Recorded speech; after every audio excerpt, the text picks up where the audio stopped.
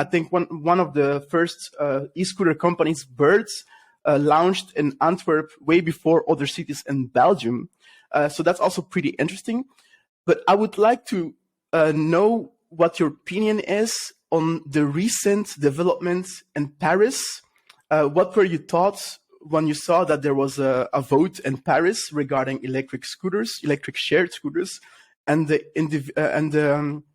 ultimately the results of the Paris vote, so the ban on scooters?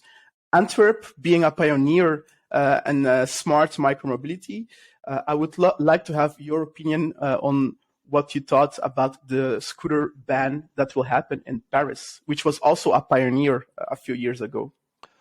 Perhaps first we were pioneer in shared mobility because of our Velo system.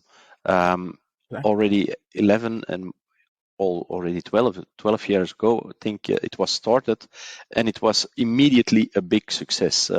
People were waiting to have a subscription on the Velo system. So we knew that shared mobility was something that the Antwerp people would like and would appreciate.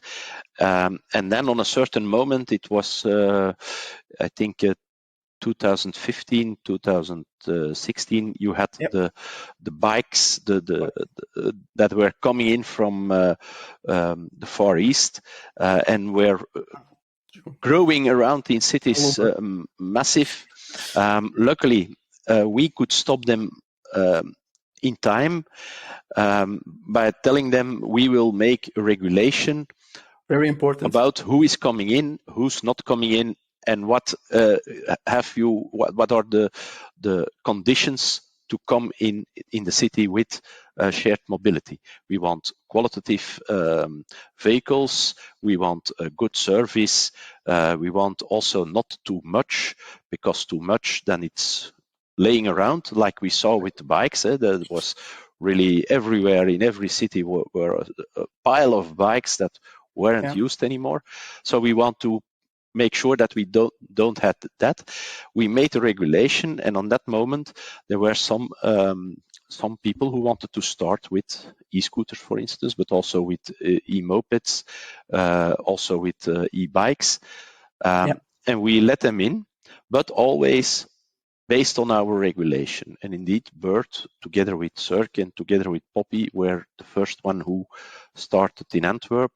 What we saw in that period was that there also was a lot of change. We saw good things, we saw bad things. We always kept talking with the suppliers of micromobility, discussing with them how they could improve, what would be better for the city. We changed our regulation also during all these years, always in consultation with the suppliers, so that we knew that what we asked was realistic but ambitious, and they had to improve, and we discussed with them about the improvements. For instance, they started with one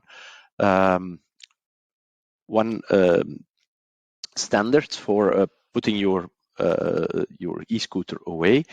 We discussed it with them, and we said it would be perhaps nicer to have two standards, so that you have a sort of Dutch way of parking your bike. And they introduced two standards. They introduced bigger wheels, rubber tires, or tires with air in, because of the cobblestones in Antwerp. So they were always thinking about how can we make it more qualitative, better to use, and safer to use, because that's also a very important thing. So when I saw the story in Paris, to come to that, I was thinking, okay, you can of course now say we ban these things, but what we see today is that you perhaps can ban the shared micromobility e-scooters, but you can't ban the private scooters. Exactly. And we see that private scooters are the scooters where we have the most problems with. The shared scooters, the scooters that are supplied by micromobility suppliers, we have control on them. We can say limited speed to 20 kilometers an hour, we can say you can't park there. You have to park on that spot. We can discuss with them where they can drive and where they don't drive.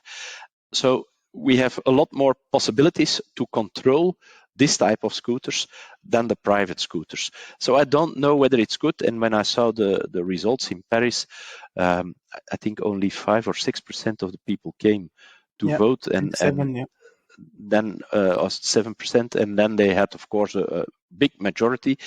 No surprise, a referendum always says no. But also here, what is the relevance when 7% of the population says something? Is there a problem? Yes, you have to have a good regulation. You have to control your regulation. We now have open data lines with all the players in the city. They have to bring in their data. Based on their data, we check whether they follow our conditions.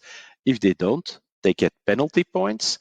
If they have too much penalty points, we can limit their number of vehicles that they may put on the street, or even we can throw them out if it's too much, and we say, okay, it's finished. So we know that we have a stick behind the door to say you have to follow the conditions. And if we have too many complaints, for instance, that is one of the things where you can have penalty points.